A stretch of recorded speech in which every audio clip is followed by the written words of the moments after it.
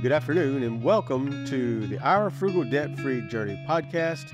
We're Joel and Christy from the Long Run with Joel and Christy, and today we're going to be talking about and sharing 5 of our most controversial money opinions. Can you kind of tell us the background of kind of where we got this idea from? Well, first of all, we want to give a little shout out to Dawn from Sensible Living with Money Mom. And second is Lydia Sin. I think Dawn got this idea from Lydia, and I've watched both videos, and they both had excellent points about their controversial opinions. And so we'll link both of their videos down in our show notes. Correct. So let's just face it, that talking about money is controversial. Talking about budgets is controversial. Talking about how you spend your money is controversial because everybody is different. Everybody's going to have different priorities. They're going to have different things in life that they want to focus on. And so when you start talking about the things that you want to do with your money, and somebody else doesn't want to do it that way, then they may try to infuse their ideas into you and tell you you're doing it wrong. But as a reminder, we want you to know that personal finance is personal. And that we're not just trying to be redundant there. Personal finance is personal. It's personal to you. It's personal to what your life is, what your life situation and your life stage is. And so we want you to understand that your money is your money. You can use it how you want to, and don't worry about somebody else trying to tell you how to spend your money. Just go ahead and spend it how you feel like you've been led to do that, and then you should be good to go.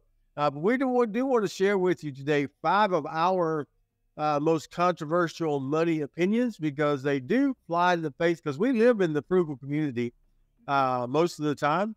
And we call ourselves frugal-ish, I guess you might say. And you'll find out that from our controversial opinions. But we live in the frugal community. We know how the frugal community thinks. And, the comments we get on our videos, the comments we see on other people's videos that also live in the same space. So we kind of got a good idea of where we're going with this and how controversial these opinions are going to be. All right, so let's kind of just dive right into it. Okay. And I'll just kind of give the controversial opinion, and then we can talk about it a little bit. Sure. Okay, so the first one is that cash isn't always king, and credit cards aren't evil one if it's in your budget or you use it in your budget. We're going to kind of explain that a little bit because we kind of need to give some context to that as well. So cash is always king. You do hear a lot in the frugal space that cash is king. Always use cash. Use cash for everything. Don't use credit cards. Cut up your credit cards. And don't use those. Just do your cash envelopes and be done with it. Don't use any credit cards, because credit cards are evil and they get you into trouble. Now, there is some truth to that, right? Yes, absolutely. Credit cards do get you in trouble at times if you don't know how to use them and you don't use them properly. But if you do use them properly, then they can be a great great reward, and we'll kind of talk about that as well. But kind of tell us a little bit about that take about cash is king and not using credit cards. Okay, so there's actually 2 sides of this. One is that we don't use cash for a reason, which is that Joel is the kind who, if he has cash in his pocket, he's more likely to spend it than if he has with a credit card. And I know a lot of people, when they say cash is king, they say that there's like an emotional attachment to the actual cash in hand. And when they hand it over, they feel more guilt, or I don't know if that's the right words, but they have more of a not wanting to let go of the cash in hand feeling. And so that's one of the reasons why it's better to use cash, is because you'll have more of a harder time handing it over to someone else. He is more like, we call it burning a hole in your pocket. I'm total opposite. If I got cash in my pocket, I'm going to want to use it on something. because even if it's budgeted for something else, if it's cash in my pocket, then I'm probably going to use it for something. Yeah.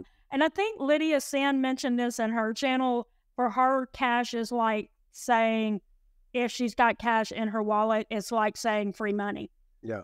But if she instead uses her, I don't know if she uses debit or credit, but if she uses one of those and she's immediately taking it from specified budget line items, it doesn't feel like it's mine yet. Right. Because they still have to take it out of my bank account. Correct. So that's kind of how we function, is we feel like just because you use the plastic doesn't mean that you are free of the money that was going to be taken out of your account. Right. So knowing that something's going to be taken out of your account might make you stop and think about it before you actually spend it. That's right. And, we would never encourage someone to use credit cards for something that they haven't already budgeted for. Yes. So if you've budgeted for something, you can use your credit card for it because your money is there. Don't use it for things that's not in your budget. Don't use it for extra things that, I can do this and it's 90 days same as cash, and it's 6 months same as cash. Well, what happens is later on, if you got a 0% interest rate for the first 6 months, well, if you don't get that thing paid off in 6 months, your interest rates are going to bump up to probably 18 to 24%, and it's going to be hard to pay those things off. So we would never encourage anybody to use a credit card unless you're using it for things that you already budgeted for. Like for us, Chrissy has a rewards card. I have a rewards card that I use for airline miles and things like that, airline upgrades and stuff that I use for work. And so I get a lot of points for that. We get mileage from that. And then we also get some special deals. Like I think for the next 2 months, we're getting Paramount Plus for free because I have that American Express card. Christy has a card now that has given some cashback. Yeah, we have not been using it that way, but we recently started using it that way, that if we buy groceries or anything like that, if we use that card, we'll get cash back from the actual purchases. So we're using it that way now. We still have a budget for groceries, and we know we have a budget for groceries. So we don't go over our grocery budget just because we're taking it from this credit card. Instead, we're putting it on the credit card and then immediately paying it back off so that we can get the cash back from it without any interest. That's right. And so we already had the money budgeted, and each week I'll go back in and I'll pay those things off before the end of the month. So I saw a great Instagram account that I follow on Instagram. Her name is Aunt Cara, and she does credit card hacking, like travel rewards and stuff. And she put on a post the other day, if you need to know what the interest rate is on a credit card to actually use it, you probably shouldn't get it. Yep. And the point was, if you're planning on letting it go into needing the interest, then you probably shouldn't have been using it in the first place. You need to pay it off immediately so that zero interest is ever applied to your cards. That's right. All right. That's good. But number one, let's move on to number two. The next one is, it's okay to eat out or get a coffee out if you have planned for it in your budget. Now, I hope we're going to notice a theme here as we go through these. But it's okay to eat out or get a coffee out if you have planned for it in your budget. I know there are some frugal people out there who say never eat out, never get coffee out, just don't do it. But we don't live by that. That's why we call ourselves frugal-ish, because we do more of the ish than sometimes we do more of the ish. But it's things that we budgeted for. It's not something that we're just going out and doing willy-nilly. Right.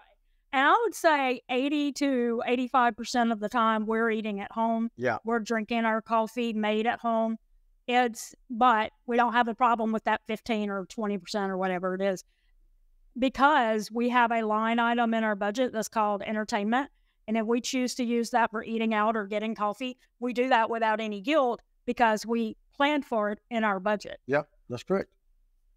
So it's okay to do that. Don't feel guilty over taking your family out to eat or going out and getting a coffee on your way to work. Now, you may not want to do it every day, but no, unless you budget for it. If you budget for it, then you're more than happy. You're more than welcome to do that. But just plan for it in your budget, and then that gives you a special treat along the way. Your budget don't make your budget work you. You work your budget however you want it to do.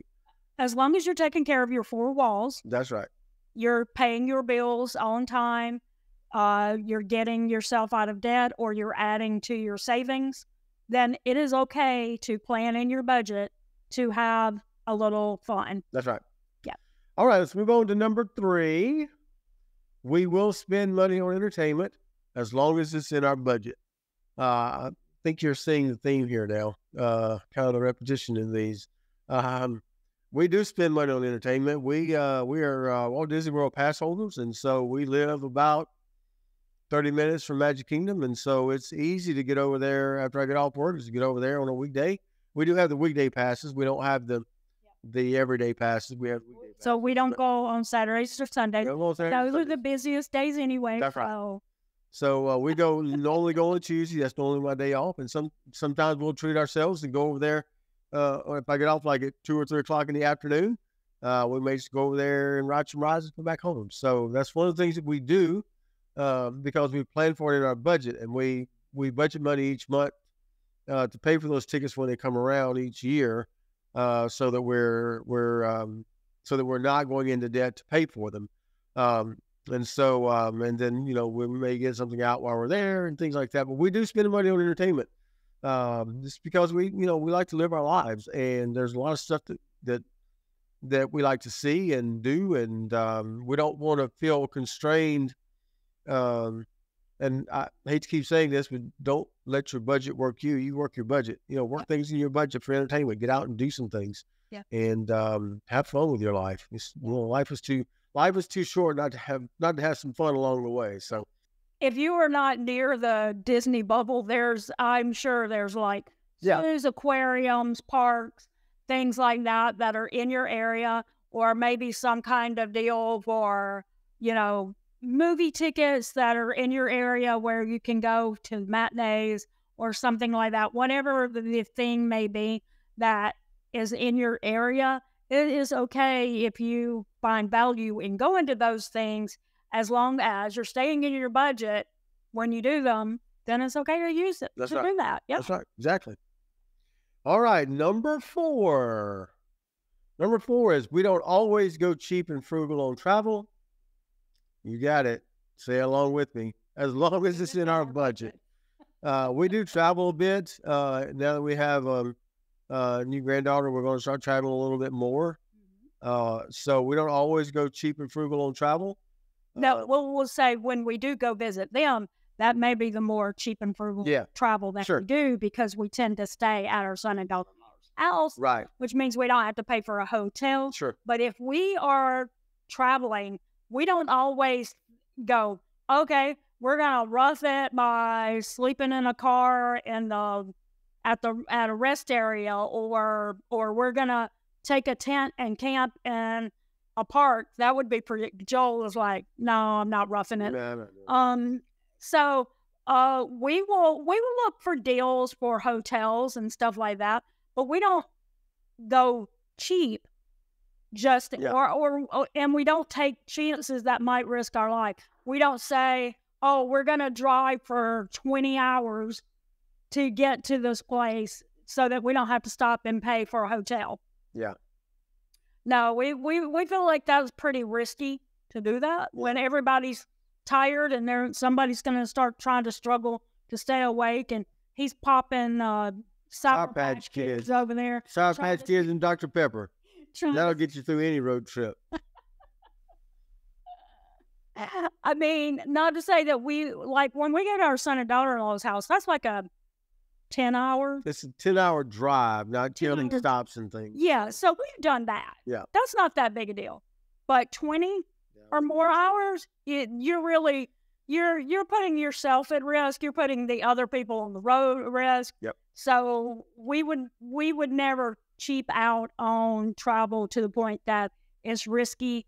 or, and sometimes it is okay just to say, I know that we might could get a cheaper hotel than a $200 place or something like that, that might look questionable from the outside. It's okay if you say, I've got it in my budget to spend $200 on a hotel tonight, and I'm going to do it. And I'm going to enjoy the hotel, and I'm going to relax some of it, and I'm not going to feel any guilt about it because it's in my budget. That's right. All right, number 5. Sometimes we buy things at the full price, as long as it's in our budget. So yeah, there are some things we do buy at full price. It's a very common thing to hear in the frugal community. Somebody might say, we never pay full price for anything. Yeah, that's amazing. And I'm not saying that we don't look for deals. We always do. We have default browsers on this computer here that will look for cheaper prices of anything we're looking for. It will look on the internet to see if they can find a better deal for us. We will, we'll look at a thrift store. We will look again on our computer for any deals that we can find there. We'll look for promo codes. We have the Honey app that will look for promo codes for us. We have Rakuten, Swagbucks, and Ibotta on our computer so that it will pick that up and see if it can find any discounts on anything we're buying. But here's the thing. If it's in our budget and we don't find the deal, we will buy it at full price. Yep. If it's the thing that we have reviewed and we don't feel any guilt about purchasing, we will go ahead and buy it as long as it's in our budget. That's right. We will do that. Okay. Very good. So what are we really saying? I think our real controversial money opinion is that you get to decide how to spend your money. And you shouldn't feel any guilt if that doesn't look like how we spend our money. As we said before, personal finance is personal. And feel free to, you work hard for your money. Spend it how you want to. And don't worry about what everybody else is saying. Don't worry about what we say. You can do it however you want to. If you want to get the coffee, get the coffee. You don't want to get the coffee, don't get the coffee. It's okay. If you want to go out to eat, go out to eat. If you don't. It's fine. It's okay. Yep. It's okay. You get to make those decisions. That's the best thing about life. You have free choice on how you spend it and where you spend it. So we want to encourage you to do that. Just budget for it and making sure you're not living outside of your means. I think that's the only caveat I think with this whole thing with us is that don't live outside of your means and go into a lot of debt to try to live up to a lifestyle that's not really you. So if you budgeted for it, then go ahead and take the plunge and get it. So now it's your turn. What is one of your controversial money opinions? If you're watching us on the YouTubes, drop us those comments below. We'd love to hear those controversial money opinions that you have. We always love to hear those comments. Well, that's going to do it today for the Our Frugal Debt-Free Journey podcast. Again, we're going Christy for the long run. Going Christy. Don't forget, it's a long run. Give yourself a little grace. Bye, guys.